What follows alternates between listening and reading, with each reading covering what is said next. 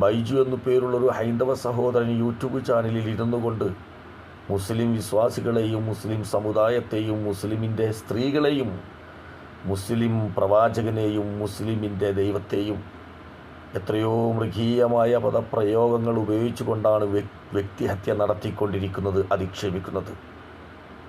മക്കയിൽ പിറന്നു വീണ മുഹമ്മദ് നബി എന്ന് പറയുന്ന പ്രവാചകനെ ബൈജുവിനെ പോലെയുള്ള ഒരു സംഘം ഇതുപോലെ വ്യക്തിഹത്യ നടത്തിയപ്പോൾ, ആക്ഷേപിച്ചപ്പോൾ അദ്ദേഹം അവരോട് മറുപടി കൊടുക്കാൻ നിന്നില്ല.